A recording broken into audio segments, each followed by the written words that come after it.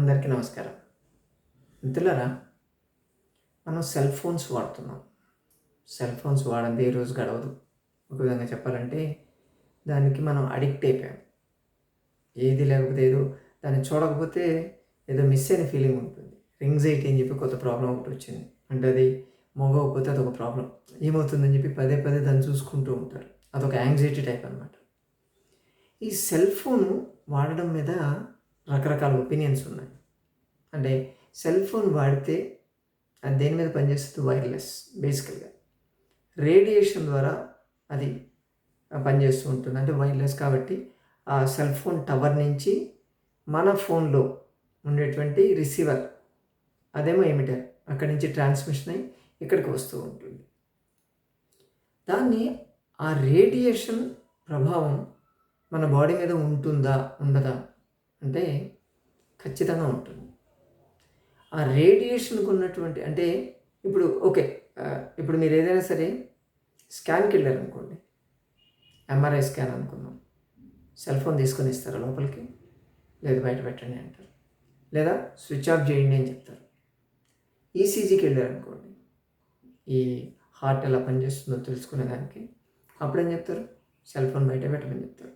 అసలు రేడియేటెడ్ అంటే ఆ రేడియేషన్ లోపల ఎక్కడైతే మీకు ఈ ఎలక్ట్రోమాగ్నెటిక్ ఫీల్డ్ ఉంటుందో అక్కడికి దీన్ని తీసుకురావద్దు అంటే, ఎందుకంటే ఇక్కడ కూడా సర్క్యూట్ ఫామ్ అవుతుంది. సేమ్ మనం పెట్టుకున్నప్పుడు మనం ఫోన్లో మాట్లాడేటప్పుడు కూడా అదే ఎలక్ట్రోమాగ్నెటిక్ ఫీల్డ్ మన మీద పనిచేస్తూ ఉంటుంది. మళ్ళీ అదే ఇన్స్టెన్స్కి వెళ్దాం. ఇప్పుడు ఎంఆర్ఐ స్కాన్కి వెళ్ళేటప్పుడు లోపల అలా ఓపెన్గా అంటే సరే మనమంటే ఒకసారి వెళ్తాం, కానీ మామూలుగా ఆపరేటర్స్ వాళ్ళు పీపీఈలు వేసుకోవాలి, ప్రొటెక్టివ్ డ్రెస్సులు వేసుకుంటారు. వాళ్ళు ఆ రేడియేషన్ హైగా ఉంటుంది. ఇప్పుడు సర్జరీలు అవుతూ ఉంటాయి, అక్కడ కూడా ఎంఆర్ఐ స్కాన్లు తీసుకొని చూసుకుంటూ చేస్తూ ఉంటారు. అక్కడ కూడా ప్రొటెక్టివ్ వేసుకోవాలి, అంటే యాంటీ రేడియేషన్ ఉండేటట్టు వేసుకుంటారు. వాళ్ళు గౌన్లు వేసుకుని వాళ్ళు వెళ్ళడం జరుగుతుంది. మామూలుగా ఈ ఎంఆర్ఐలు తీసేటప్పుడు ఫ్యామిలీ మెంబర్స్ని కూడా లోపలికి అలౌ చేయరు, ఎందుకంటే ఆ రేడియేషన్ ఎఫెక్ట్ ఎక్కువ ఉంటుందని చెప్పి. మీకు విషయం తెలిస్తే కొంతమంది రేడియాలజిస్టులు, నాకు తెలిసిన వాళ్ళు వైఫ్ అండ్ హస్బెండ్ ఇద్దరు రేడియాలజిస్టులే, వాళ్ళిద్దరు ప్రాక్టీస్ చేస్తూ వాళ్ళు పిల్లలు వద్దనుకొని మానేసుకున్నారు, కావాలని విల్ఫుల్గా. ఎందుకంటే మేమిద్దరు రేడియాలజిస్టులము, ఎంత కాదన్నా అవునన్నా ఖచ్చితంగా రేడియేషన్ మా మీద పడుతుంది. కాబట్టి పిల్లలు పుడితే ఖచ్చితంగా ప్రాపర్గా పుట్టరు, వాళ్ళకి ఏదో ఒక ప్రాబ్లం ఉంటుంది. అందుకే మేము పిల్లలు వద్దనుకున్నాం అని చెప్పిన రేడియాలజిస్టులు చాలామంది ఉన్నారు. ఎందుకంటే అంత రేడియేషన్ హెవీగా పడుతుంది. కాబట్టి ఆ రేడియేషన్ సరే అదంటే ఒక్కసారి రేడియేషన్, కానీ దాంతో కంపేర్ చేసుకుంటే మన సెల్ ఫోన్ నుంచి వచ్చే రేడియేషన్ తక్కువే కావచ్చు. కానీ అది ఎప్పుడో సంవత్సరానికి ఒకసారి లేకపోతే 2 ఏళ్ళకి ఒకసారి ఎప్పుడో తీసుకుంటాం. దానికే అంత ప్రికాషన్స్ మీరు తీసుకున్నప్పుడు ఇది ఎప్పుడు చేతిలో పట్టుకుంటాం కదా మనం. మైల్డే, కానీ ఇది రోజులో కనీసం 10 నుంచి 15 గంటలు మన మీద ఉంటుంది. మరి అంత అది ఒకటేసారి అంత పెద్ద రేడియేషన్ వచ్చేది ఇదే కదా రేడియేషన్. చెప్పాను కదా, హార్ట్కి పెట్టేటువంటి ఈసీజీ లీడ్స్ కూడా తేడా వస్తాయి. ఎందుకంటే దీని సిగ్నల్ ఎఫెక్ట్ దాన్ని కాస్త డిస్టర్బ్ చేస్తుంది, కరెక్ట్ రీడింగ్స్ ఇవ్వదు. ఏది రీడింగ్స్ ఇవ్వదు అక్కడ? మిషన్ కాదు కదా, హార్ట్ దగ్గర నుంచి రావాలి ఇంపల్స్. హార్ట్ దగ్గర నుంచి వచ్చేటువంటి ఆ ఇంపల్స్ని ప్రాపర్గా రీడ్ చేయలేదు మిషన్ అంటే, ఆ ఇంపల్స్ మారుతుందనే కదా అర్థం. అంటే హార్ట్ మీద ఎంతో కొంత ఎఫెక్ట్ ఉందనే కదా. లేటెస్ట్గా ఒక రీసెర్చ్ వరల్డ్ హెల్త్ ఆర్గనైజేషన్ చేసింది, ఇన్స్టిట్యూషన్ ఫర్ క్యాన్సర్, దాని మీద క్యాన్సర్ రీసెర్చ్ మీద ఒక ఆర్గనైజేషన్ చేసి వాళ్ళు చేసే రీసెర్చ్ ప్రకారం ఇది ఒక కాంపోనెంట్ తీసుకున్నారు, రేడియేషన్ కాంపోనెంట్. దాన్ని తీసుకుంటే సెల్ ఫోన్ రేడియేషన్ వల్ల ట్యూమర్ సెల్స్ పెరగడం గమనించారు. వాళ్ళు దీనివల్ల ట్యూమర్ సెల్స్ ఫామ్ అవుతాయని కన్ఫర్మ్ చేయలేదు, కానీ ఉన్నటువంటి ట్యూమర్ సెల్స్, క్యాన్సర్ సెల్స్ ఏవైతే ఉన్నాయో అవి గ్రోత్ అయ్యాయని చెప్పి కన్ఫర్మ్ చేశారు. ఖచ్చితంగా క్యాన్సర్ సెల్స్ మీద దీని ఎఫెక్ట్ ఉంది అని చెప్పారు. అంటే మన బాడీలో క్యాన్సర్ సెల్స్ ఎప్పుడు ఉంటాయి, బయట నుంచి అయితే రావు కదా. క్యాన్సర్ సెల్స్ అంటే ఉన్నటువంటి సెల్స్ మాల్ ఫంక్షన్ చేస్తే దాని క్యాన్సర్ సెల్ అవుతూ ఉంటుంది. క్యాన్సర్ సెల్స్ని పెంచేటువంటి ఎఫెక్ట్ దీనికి ఉంది. వాళ్ళు ఏం చేశారంటే లేడీస్కి ముఖ్యంగా బ్రా లోపల ఈ సెల్ ఫోన్ పెట్టి దాని రేడియేషన్ ఎలా ఉంది, గ్రోత్ ఎలా ఉందని టెస్ట్ చేశారు. 75 మెంబర్స్కి టెస్ట్ చేస్తే 58 మెంబర్స్కి పాజిటివ్ వచ్చింది.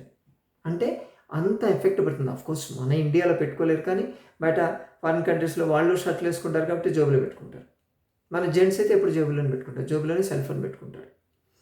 మీరు జేబులో పెట్టుకునేటువంటి సెల్ ఫోన్ నుంచి వచ్చేటువంటి రేడియేషన్ మామూలుగా మీరు టేబుల్ మీదో లేకపోతే ఒక బ్యాగ్ మీదో దేని బ్యాగ్లోనే వేస్తే వచ్చే రేడియేషన్ కన్నా 2 to 6 times ఎక్స్ట్రా ఉంది. అదేంటి, అదే ఫోన్ కదా, ఆడబెడితే ఏంటి ఈడబెడితే ఏంటంటే మన బాడీ కూడా కండక్టర్. మన బాడీలోకి ఎలక్ట్రిసిటీ పాస్ అవుతుంది కదా, సేమ్ థింగ్. ఇంకా మన హార్ట్ ఫంక్షన్ చేసేదే ఒక సర్క్యూట్, ఎస్ఏ నోడ్, ఎన్ఏ నోడ్ అంటారు, 2 నోడ్లు ఉంటాయి. అది ఎలక్ట్రికల్ షాక్. ఇప్పుడు మీకు కొన్ని సర్జరీలు చేస్తారు చూసి, బైపాస్ సర్జరీ ఇటువంటి వాల్వ్ రీప్లేస్మెంట్ ఇటువంటి చేసేటప్పుడు టెంపరీగా హార్ట్ని ఆపుతారు. హార్ట్ని ఆపి ఎక్స్టర్నల్ సోర్స్ ద్వారా పంపింగ్ అయ్యేటట్టు చేస్తారు. అడగండి మీ డాక్టర్లు ఎవరైనా ఉంటే. తర్వాత అంతా సర్జరీ అంతా అయిపోయిన తర్వాత అక్కడ ఉన్నటువంటి ఆ నోడ్ని స్టిమ్యులేట్ చేస్తారు, ఎలక్ట్రిసిటీతో స్టిమ్యులేట్ చేసి అప్పుడు పనిచేయడం మొదలవుతుంది. ఇది జరుగుతుంది. కొంతమందికి బైపాస్ సర్జరీ చేస్తామని చెప్పి తీసుకొని చూసి లేదు, మళ్ళీ సర్జరీ చేసిన తర్వాత మళ్ళీ రికవర్ అవుతారో లేదో, మనిషి బతుకుతాడో లేదో అని చెప్పి కొంతమందికి అవాయిడ్ చేస్తారు. ఎందుకంటే ఇది వీక్గా ఉంటే దాన్ని అవాయిడ్ చేయడం జరుగుతుంది. అంటే అక్కడ ఎలక్ట్రికల్ షాక్ సర్క్యూట్ మీద పనిచేస్తుంది. అంటే ఆ హార్ట్ పనిచేయడానికి, దాన్ని పంపింగ్ చేయడానికి, దాని ఫంక్షన్కి ఈ షాక్ లాంటిది అవసరమైనప్పుడు మనం పెట్టుకునే సెల్ ఫోన్తో రేడియేషన్ కంటిన్యూస్గా, మీరు ఏదైనా సరే ఒక మ్యాగ్నెట్ మనం పెట్టామనుకోండి, మ్యాగ్నెట్ చుట్టూ కొంత దూరం వరకు మ్యాగ్నెట్ పట్టుకొని అక్కర్లేదు, దాన్ని కొంచెం దూరంలో పెడితే కూడా అట్రాక్ట్ చేసుకుంటుంది కదా ఏదైనా ఐరన్ని.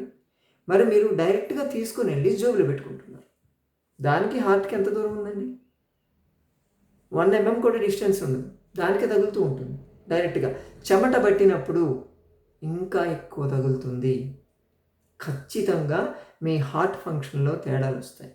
ఎవరికైనా సరే వాల్వ్ రీప్లేస్మెంట్ చేసిన వాళ్ళు అస్సలు పెట్టకూడదు, వాళ్ళు ఇంకా డేంజర్లో ఉన్నట్టే లెక్క. ఫ్రీక్వెంట్గా హార్ట్ పాల్పిటేషన్స్ వస్తుంటాయి, గుండె దడ అంటారు చూసారా, ఇటువంటి వాళ్ళు అస్సలు ఫోన్ పెట్టడానికి లేదు, మన బాడీ మీద పెట్టడానికి లేదు. ఫస్ట్ ఆఫ్ ఆల్ దాన్ని తీసుకెళ్ళి జోబులో, లెఫ్ట్ సైడ్ ఉండేటువంటి జోబులో అసలు పెట్టకూడదు. 100% మీరు డేంజర్లో పడ్డట్టే ఉంటుంది.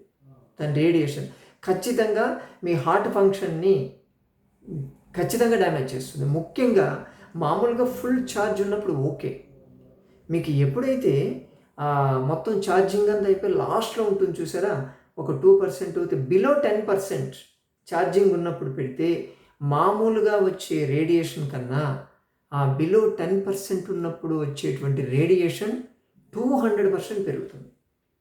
చాలా హెవీగా ఉంటుంది రేడియేషన్, అస్సలు పెట్టకూడదు. అది పెట్టినప్పుడు రింగ్ అయింది అనుకోండి, ఇంకా రేడియేషన్ ఇంకా పెరుగుతుంది.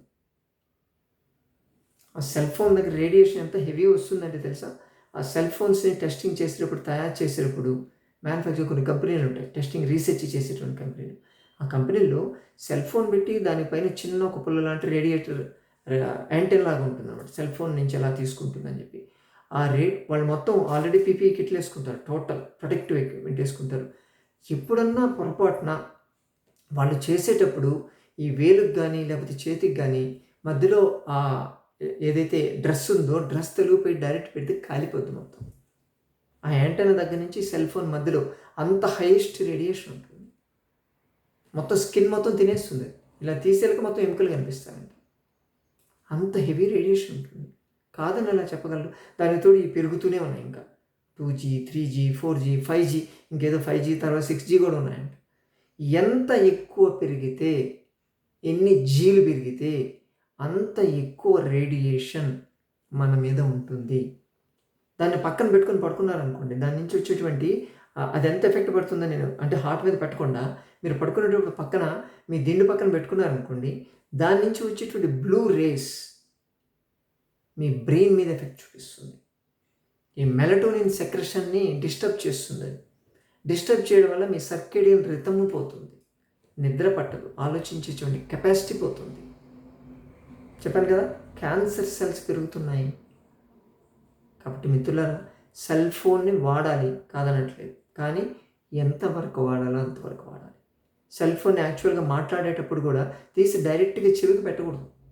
పెడితే కూడా దాని రేడియేషన్ డైరెక్ట్ చెవిలోకి పోతుంది. కంటిన్యూస్గా ఫోన్లో మాట్లాడే వాళ్ళకి, ఈ సెల్ ఫోన్లో మాట్లాడే వాళ్ళకి హియరింగ్ ప్రాబ్లమ్స్ వస్తున్నాయి కొత్తగా. అందుకే దాన్ని కొంచెం డిస్టెన్స్లో ఉండి మాట్లాడాలంట. ఇయర్ బడ్స్ లాంటివి ఏదైనా ఇయర్ ఫోన్స్ లాంటివి వాడుకొని అటువంటిది రేడియేషన్ తగ్గించుకోవాలి. ఖచ్చితంగా సెల్ ఫోన్ మాత్రం ఎట్టి పరిస్థితులు మీ జేబులో పెట్టొద్దు. పెట్టారంటే మాత్రం మీ హార్ట్ని మీరే డేంజర్లో పడేసినట్టు ఉంటుంది. హార్ట్లో డేంజర్ అది. దీనివల్ల పాల్పిటేషన్ వస్తే మళ్ళీ చెక్ చేస్తారు, చేసి నీకు అప్పుడు మళ్ళీ యాంజియోగ్రామ్లు అటువంటివి చేసి నీకు బ్లాకేజ్లు ఉన్నాయి అని రాంగ్ డైరెక్షన్లో వెళ్ళిపోతారు. ఎందుకంటే ఇది ఎవరు దీని మీద ఎక్కువ కాన్సన్ట్రేట్ చేయరు కదా. ఆ కాన్సన్ట్రేషన్ అనేది ఇప్పుడు అట్లీస్ట్ మనకు వచ్చినటువంటి లేటెస్ట్ రీసెర్చ్ ప్రకారమైనా సరే కొంచెం జాగ్రత్తగానే మనం ఉండాలి. బ్రెయిన్ పవర్ తగ్గుతుంది, హార్ట్ ఫంక్షన్ తగ్గుతుంది, పాల్పిటేషన్స్ ఉన్నాయి, ఇంకా హార్ట్ అటాక్స్ లాంటివి వస్తాయేమో తెలియదు, క్యాన్సర్ సెల్స్ గ్రోత్ ఉన్నాయి. మనకు ఇన్ని డ్యామేజెస్ జరుగుతున్నప్పుడు మనం కేర్ఫుల్గానే మనం ఉండాలి ఎప్పుడైనా సరే. కాబట్టి మిత్రులారా, సెల్ ఫోన్ని తీసి మీరు చెస్ట్ మీద పెట్టడం మాత్రం మీరు ఈ రోజు నుంచి అవాయిడ్ చేస్తారు కదా. అలాగే ప్రతి సోమవారం, బుధవారం, శుక్రవారం, శనివారం ఈ 4 రోజుల్లో హైదరాబాద్ మొయినాబాద్ జీబీటీ కాలేజ్ దగ్గర ఉన్నటువంటి సంజీవిని ప్రకృతి ఆశ్రమానికి రాగలిగితే మరెన్నో విషయాలు తెలుసుకోవచ్చు. మన ఆశ్రమంలో ఎటువంటి చికిత్సా విధానాలతో నయం చేస్తారో కూడా తెలుసుకోవచ్చు. మరోసారి మరో వీడితో మళ్ళీ కలుసుకుందాం. అంతవరకు నమస్తే.